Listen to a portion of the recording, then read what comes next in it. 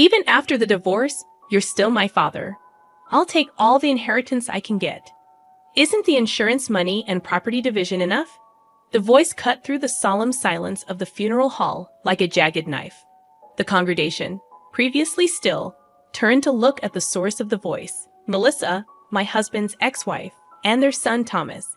They had shown up late, not dressed for the occasion, their presence more of an interruption than anything else. Melissa's sharp voice echoed in the room, while Thomas stood by her side, shifting uncomfortably. It was a moment that had no place in this sacred gathering, Peter's funeral. Yet here we were, facing the very thing Peter had spent years avoiding, an ugly dispute over money. My name is Evelyn, a 36-year-old office worker. My husband, Peter, was a 51-year-old employee who had been previously divorced. His parents had already passed away, and he had a 24-year-old son, Thomas, from his earlier marriage, a fact I had accepted when marrying him. Peter was a serious and compassionate person, highly trusted by those around him. As for having children, we left it in God's hands and chose not to engage in any fertility treatments. We both worked hard and cherished our time together in the evenings, enjoying our daily life. However, one concern persisted. Thomas often claimed that his inability to hold a job was Peter's fault and would frequently ask for money. While I felt giving him money might enable his instability and dependence on Peter, I chose not to interfere. Peter, busy with work, felt guilty about not spending enough time with his son. Isn't this a common scenario for many fathers? My own father often came home late or had to change plans due to work. As a financially comfortable couple, I thought it was fine for Peter to give his son money from his earnings, respecting his wishes, and thus I did not intervene. Then one day, disaster struck. Peter was severely injured in an accident at work. He was hit by a reckless driver while walking at a green light, leaving him unconscious. I left work early and rushed to the hospital. After the surgery, the doctor gave me a detailed explanation. They did everything they could, but Peter's condition remained unstable, and there was a high chance he wouldn't last long.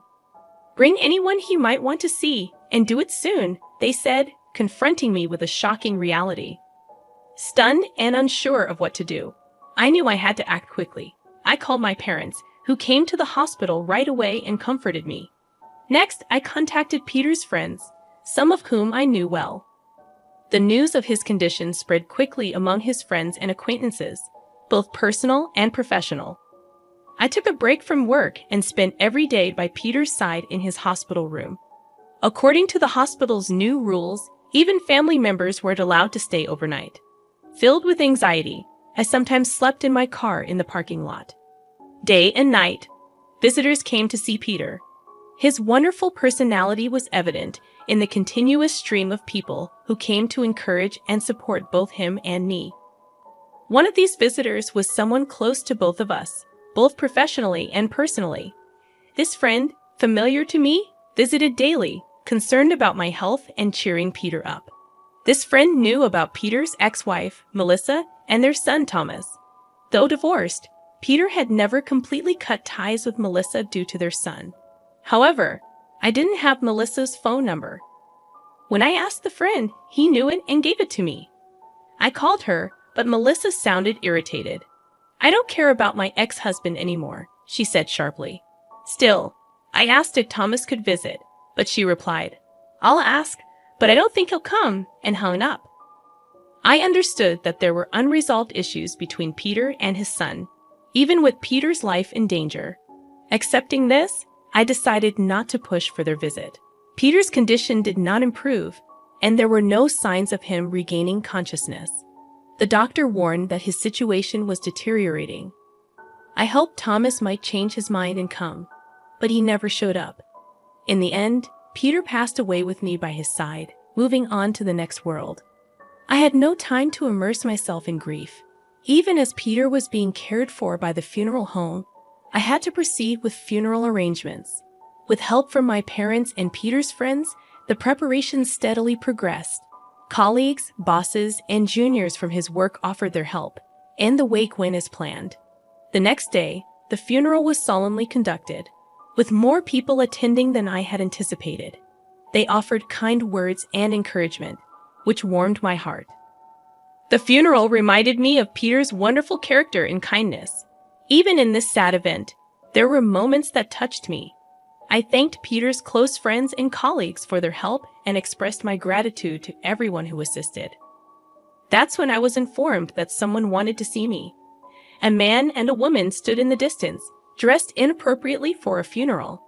I recognized the man's face. It must be Thomas, Peter's son, and the woman next to him was likely his ex-wife, Melissa. They appeared in casual attire, standing in an area where people were coming and going after the service had ended. The funeral home staff were preparing to move to the crematorium, but they seemed indifferent. I felt irritation and tension radiating from them. "Who might you be?" I asked, pretending not to recognize them.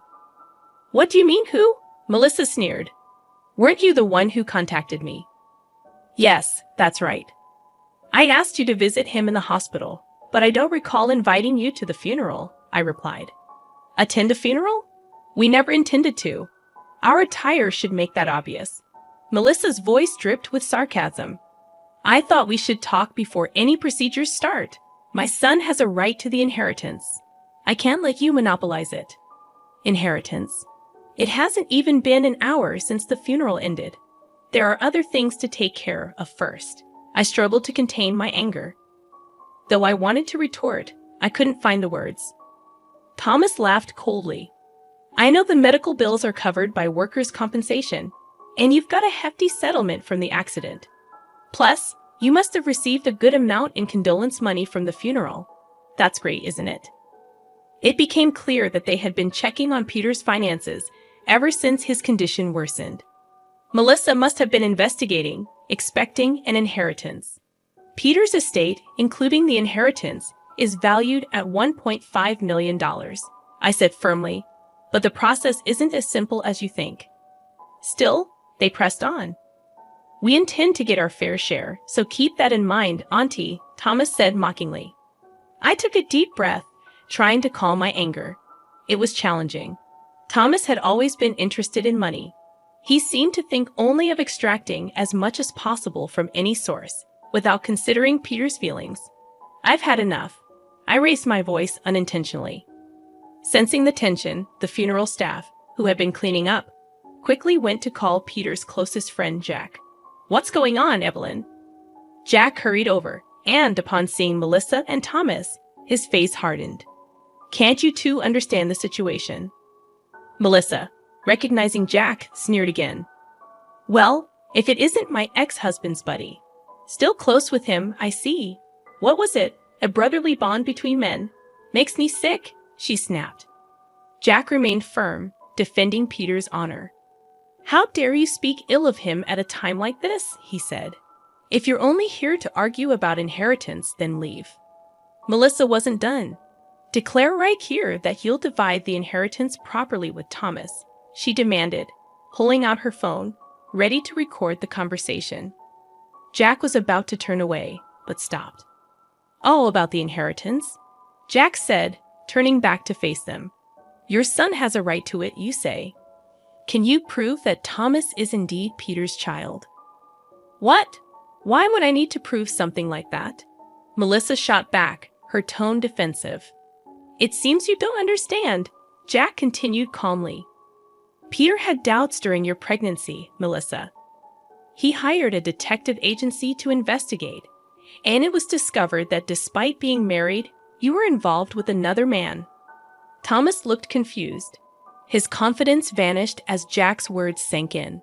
"What does that mean?" he demanded, turning to his mother. Melissa's face turned pale, and she trembled. Thomas, realizing something was wrong, shook his mother's shoulder. "What's going on? Tell me." But Melissa remained silent, unable to speak. Finally, Jack revealed the truth. The blood type of your son didn't match Peter's. It was a great shock to him. He chose not to reveal it to spare you both. But there's no blood relation between your son and Peter. Thomas was speechless. Believing all his life that Peter was his biological father, he now faced the painful truth. His anger surged, directed at Melissa. "Why didn't you tell me?" he shouted. I always thought he was my real father. Melissa, cornered, tried to evade the truth, but Thomas' fury only grew. I won't take the inheritance, even if I have legal rights.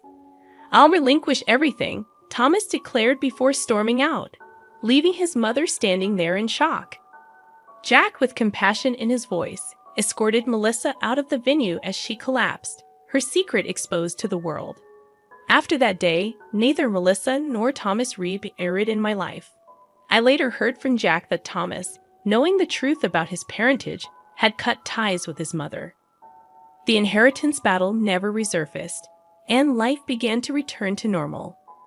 One day, I visited the doctor about the health issues that had been troubling me since Peter's accident. I thought it was stress-related, but the diagnosis was a surprise. I was pregnant with Peter's child, a baby boy. The doctor advised me to take care of my health, and I resolved to do so.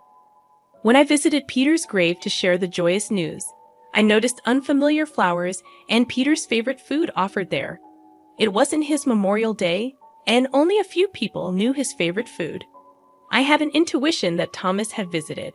Standing before Peter's grave, I whispered, "Hey, it looks like you and Thomas made peace after all. I'm so glad."